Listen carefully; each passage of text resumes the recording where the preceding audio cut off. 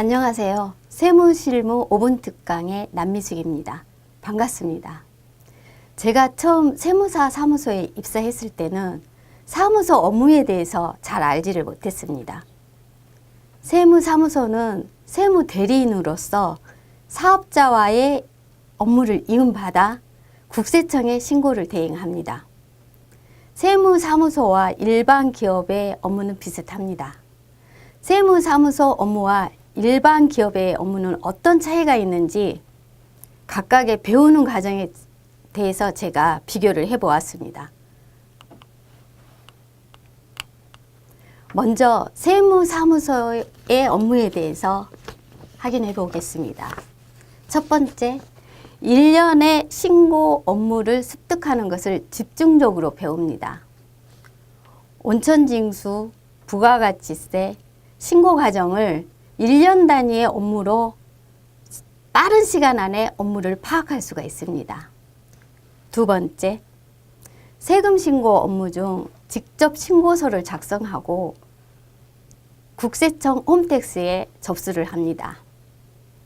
원천징수 신고서, 부가가치세 신고서 등 신고서 작성을 해서 우편 또는 전자신고를 할 수 있습니다.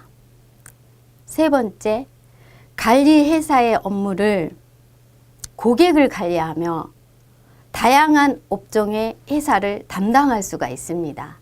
제조, 도매, 건설 등 사업장의 다양한 업종을 담당자로 정해지게 됩니다.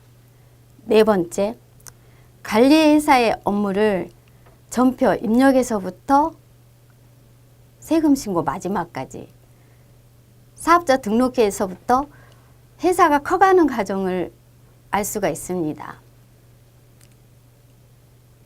사업자 유형에서 개인사업장, 법인사업장 등 설립하는 과정에 대해서도 확인할 수 있습니다. 여기까지가 제가 생각하는 세무사 사무소의 업무에 대해서 얘기를 했고요. 다음은 일반 기업 중 규모가 좀 일반 회사에 대해서 그 내용을 확인하겠습니다. 첫 번째, 일반 기업은 ERP를 사용하여 회사를 관리하고 있습니다. ERP를 사용하지 않는 곳은 엑셀 등 자체적인 관리로 운영하고 있습니다. 기업을 분류하는 기준은 자산 규모와 그 밖의 요건, 매출액 등 기준 금액을 가지고 판단하고 대기업과 중견기업, 그리고 중소기업으로 분리하고 법인을 주권에 상장하는 상장법인과 상장하지 않은 비상장법인으로 나뉘고 있습니다. 두 번째, 기업은 회사 구조에 따라 관리 부서가 세분화되어 있어서 세분화된 업무에 따라서 담당자가 정해집니다.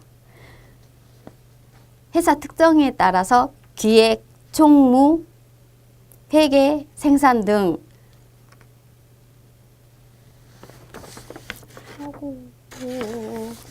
본인이 소속된 업무를 담당하게 됩니다.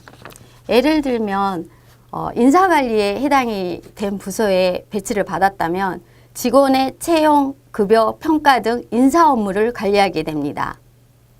세 번째, 회계관리 업무는 심도 있게 회사 운영에 대한 매출 및 성과 지표 수립 등 경영 실적을 세무사 사무소보다 훨씬 강도 높은 교육을 하게 됩니다.